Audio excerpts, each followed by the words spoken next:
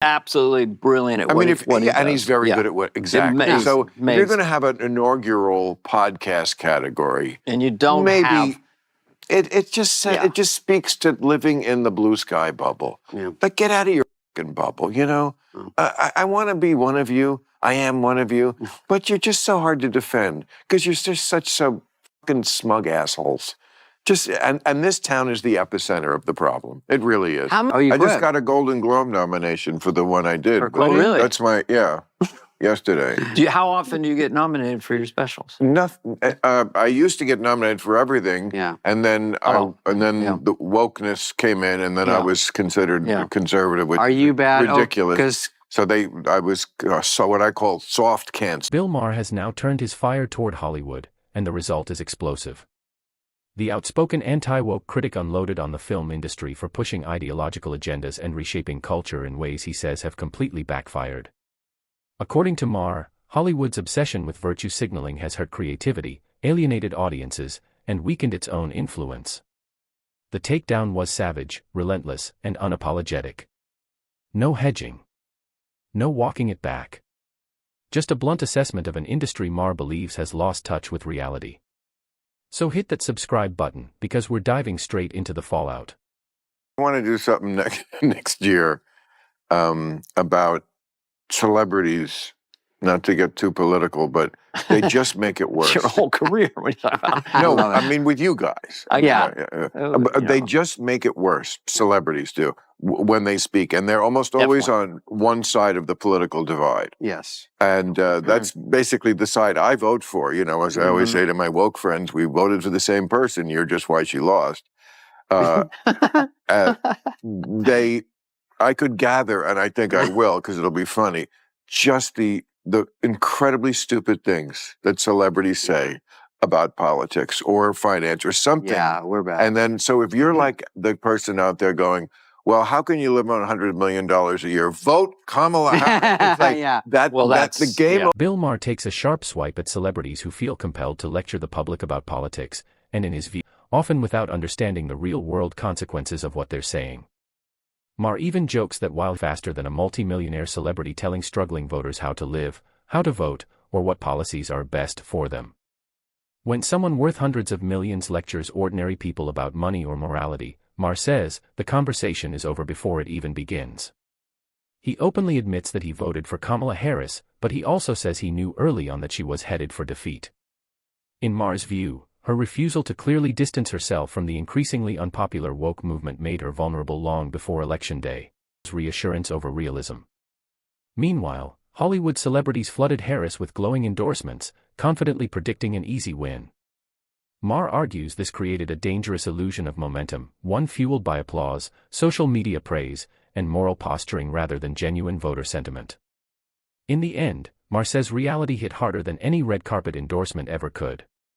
Can't let the country in the hands of these people. I'll vote for this guy who's crazy, but at least this kind of crazy, I can almost relate to him more. You can't have movie stars and politicians that we know have hundreds of millions of dollars lecturing you. It's just the elitist thing that came out of all that, the Democrats. It wasn't a positive thing. They are not going to do that in 2028. I'll bet they'll have regular people. He's so thoughtful sometimes. He's very smart about it. Dana Carvey believes celebrities may think twice before rushing to endorse political candidates again, especially Democratic nominees, after how disastrously their last wave of endorsements played out. According to Carvey, the results exposed just how disconnected Hollywood activism has become from everyday voters. He argues that celebrity political preaching often comes across as tone-deaf and ineffective, doing more harm than good. In Carvey's view, there's something inherently elitist about wealthy entertainers, insulated inside the Hollywood bubble, swooping in to lecture ordinary Americans on who they should vote for. Carvey suggests this top-down moral messaging alienates working-class voters who already feel ignored, talked down to, or misunderstood by cultural elites. Rather than inspiring trust, celebrity endorsements often reinforce resentment and deepen skepticism toward the political establishment. He adds that voters don't want guidance from red carpets and private jets. They want leaders who understand rising costs, public safety, and real-life struggles. Until celebrities recognize that gap, Carvey argues, their political influence will continue to fade, failing to persuade and instead pushing voters further away. Golden Globe nomination for the one I did. Oh, really? That's yesterday. How often do you get nominated for your specials? Nothing. I used to get nominated for everything. Yeah. And then the wokeness came in, and then I was considered conservative, which Are you bad? ridiculous. So I was what I call soft canceled. Yeah. Where you don't Well, I'm a Bill Clinton liberal, which is from the 90s, which is now called Me too. a Nazi. Exactly. Yeah. Right. Yeah. You're a So- white supremacist. So this is the first time in a while I've been nominated for something. Okay. Which I think shows a little bit that we are coming out of the wokeness. I mean, I'm not going to win, and I'm probably not even going to go, but I take it as a victory that they were not able to ignore how good. Maher reflects on what he describes as being soft-cancelled for one simple reason: refusing to pledge loyalty to the woke club. Before he pushed back, his comedy specials were regular fixtures during awards season, earning nominations and widespread industry praise. But once he began openly criticizing progressive orthodoxy, those invitations quietly disappeared. Maher says he wasn't officially banned, just sidelined. No announcements. No outrage. Just silence. Projects overlooked, praise withdrawn, and a slow push out of the spotlight. The message was unmistakable: fall in line or fade away. For years, he watched as other comedians played it safe, avoided controversy, and collected awards while he was ignored. Now, as public sentiment shifts and the cultural grip of the woke movement weakens, Maher suddenly finds himself welcomed back. His latest Golden Globe nomination feels less like coincidence and more like confirmation. Hollywood didn't change its values, it followed the trend.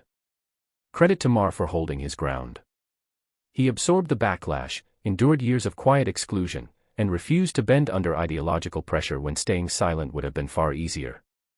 In the end, it's a reminder that principles last longer than trends, even in Hollywood.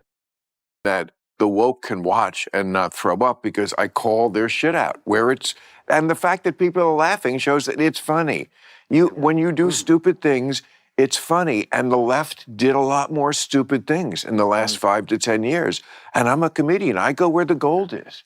And it's hitting the side of a barn to make fun of some of this shit. Sure, it's too easy. I mean, if you think, I quoted like very esteemed publications like The Atlantic or saying things like, separating sports by sex doesn't make sense.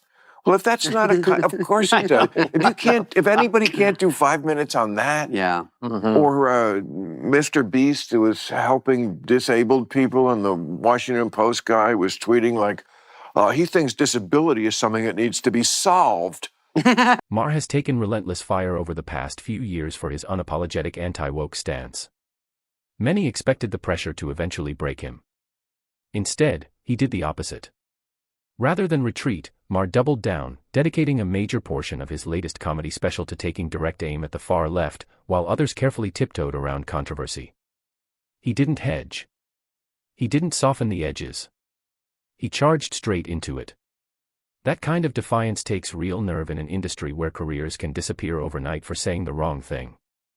Maher understands the risks, yet he continues to speak his mind regardless of who it angers. Meanwhile, plenty of comedians folded at the first hint of backlash, choosing safety over honesty and applause over authenticity. Maher refused to play that game. He didn't rewrite his jokes, dilute his message, or issue performative apologies for challenging sacred narratives. Whether people agree with him or not, his willingness to stand alone in a hostile cultural climate is undeniable. And in today's comedy world, that kind of courage is becoming increasingly rare. Podcast category at the Globes? Oh, really? No, you know what someone said? I thought Is they were there? kidding. Oh, I would think you... did we get nominated? No. We're defending Wouldn't you have- champions. Maher and his guests openly questioned why figures like Joe Rogan were completely absent from this year's Golden Globe podcast nominations. For years, the Joe Rogan Experience has dominated the podcast landscape, consistently ranking among the most listened to and most influential shows in the world. Its reach, cultural impact, and longevity are virtually unmatched. And yet, Rogan was nowhere to be found. Maher finds that omission impossible to believe. In his view, it has nothing to do with quality or popularity and everything to do with ideology. Rogan's willingness to challenge progressive orthodoxy and push back against woke talking points has made him radioactive to award show gatekeepers. According to Maher, Hollywood institutions are no longer rewarding excellence, they're rewarding alignment.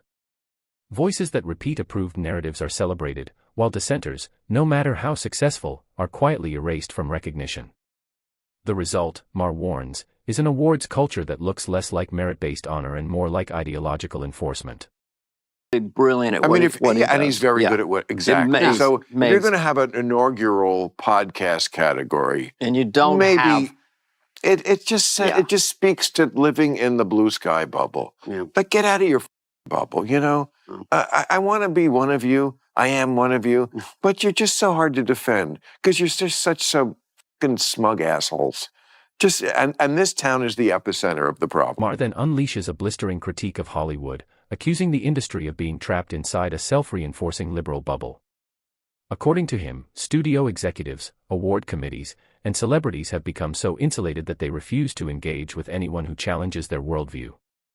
Instead of debate or dialogue, dissent is met with silence, exclusion, or quiet punishment. Maher argues that this mentality has turned Hollywood into a full-blown echo chamber, where agreement is rewarded and disagreement is treated as heresy. He points to Joe Rogan as the clearest example, claiming the podcaster wasn't sidelined because of a lack of influence or relevance, but because he refuses to fall in line with woke ideology. In Maher's view, Hollywood no longer values open conversation. It values conformity. And by shutting out voices like Rogan's, the industry isn't protecting progress, it's exposing just how disconnected it has become from the millions of Americans who don't think, vote, or speak exactly the same way. Is they do reflect society. That's why we pay so much attention, partly. And things are always changing in our industry, like streaming. You know, it just changed the whole industry. This happens so often. So they have to come up with new categories for the awards. The Golden Globes came up with a new one this year. That basically picture people liked. They had, you know, they had become such self-congratulating, virtue-signaling bores. Sharply criticizes what he calls the woke movie industry's habit of prioritizing online activist pressure over storytelling and artistic merit. According to him, Hollywood now bends over backward to appease activists, even inventing award categories that celebrate symbolism instead of substance. He points to last year's introduction of the category, the picture people liked, as the clearest sign of how far things have drifted. Maher mocks the idea, arguing it sounds less like a serious honor and more like a participation trophy designed to avoid offending anyone. In his view, award shows have become so desperate for relevance and approval that they've diluted their own standards. Rather than celebrating excellence, innovation, or true cultural impact, Hollywood keeps lowering the bar to satisfy every loud demand online. Maher warns that this constant virtue signaling doesn't elevate cinema, it cheapens it. By rewarding trivial distinctions, the industry risks turning once prestigious awards into hollow gestures instead of meaningful recognition of real achievement. I knew you would want to hear them.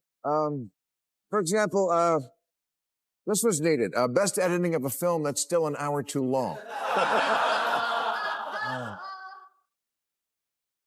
Achievement in ethnic prosthetics.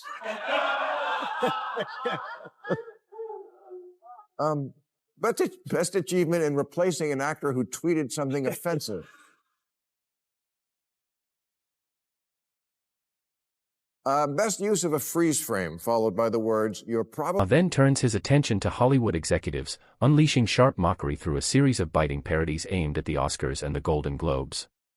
He jokingly invents exaggerated woke award categories, using humor to mirror what he sees as the industry's growing absurdity. The jokes land because they're not just funny, they're pointed. These sketches aren't merely for laughs. They expose how hollow and performative many modern accolades have become. Maher argues that awards once meant to recognize excellence in filmmaking are now diluted by ideological box-checking and moral signaling. By parodying categories that prioritize messaging over merit, he highlights how little these trophies actually represent anymore. In his view, Hollywood has replaced genuine achievement with symbolic validation, turning prestigious ceremonies into self-congratulatory end. Maher's message is unmistakable. Hollywood, he argues, has lost its way. Obsessed with ideology, applause, and virtue signaling, the industry now rewards conformity instead of creativity. By sidelining dissenting voices and inventing hollow accolades, it has drained meaning from both comedy and cinema. Maher's relentless critiques, sharp satire, and refusal to fall in line expose an entertainment culture terrified of disagreement. Love him or hate him, his commentary resonates because it taps into a growing public fatigue. As audiences drift away from Hollywood's echo chamber, Ma's warning looms large: when art becomes activism and applause replaces honesty, credibility collapses, and no amount of trophies can save it. And that brings us to the end of today's video. If you enjoyed it, hit the like button, subscribe to the channel, and we'll see you in the next one.